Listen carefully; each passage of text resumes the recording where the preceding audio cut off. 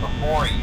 I'm finishing up my last week now, as a matter of fact, so I know it can be a bit overwhelming, but I'm here to tell you there's nothing to worry about.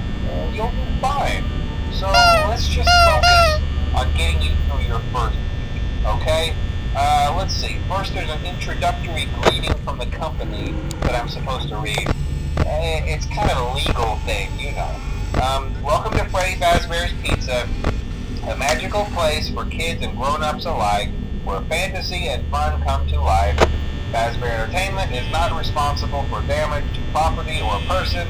Upon discovering that damage or death has occurred, a missing person report will be filed within 90 days or as soon as property and premises have been thoroughly cleaned and bleached and the carpets have been replaced.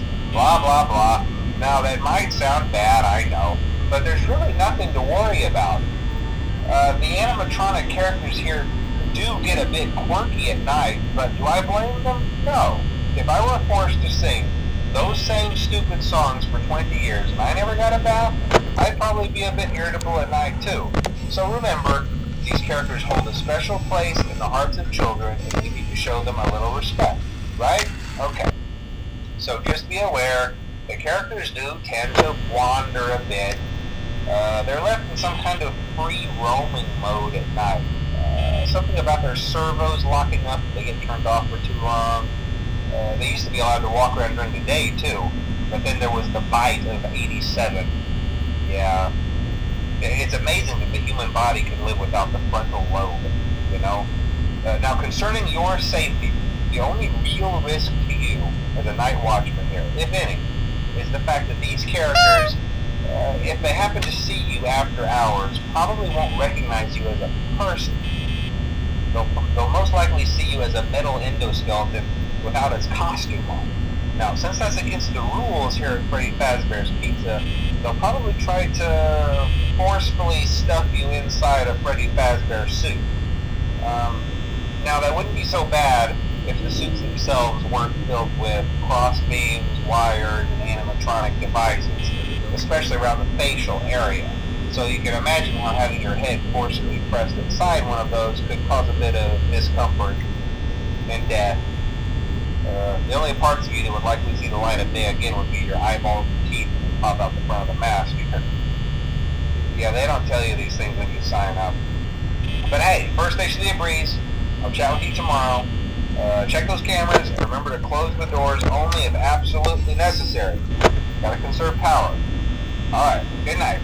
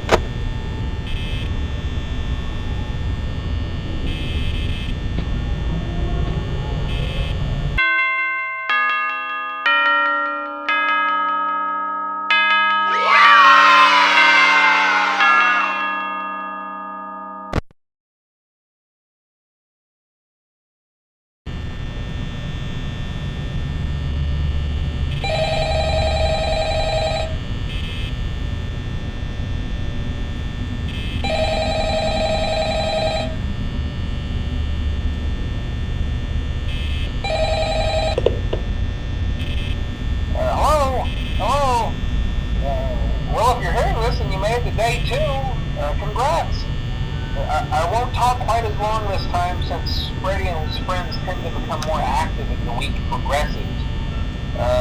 It might be a good idea to peek at those cameras while I talk, just to make sure everyone's in their proper place, you know. Interestingly enough, Freddie himself doesn't come off stage very often. I've heard he becomes a lot more active in the dark, though, so hey, I guess that's one more reason not to run out of power, right?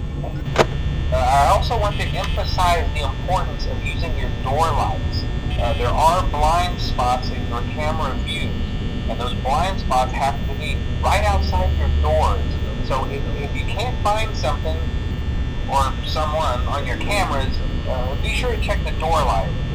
You might only have a few seconds to react. Not that you would be in any danger, of course. I'm not implying that. Also, check on the curtain in Pirate Cove from time to time. The character in there seems unique in that he becomes more active if the cameras remain off for long periods of time. I guess he doesn't like being watched. I don't know. Anyway, I'm sure you have everything under control. Talk to you soon.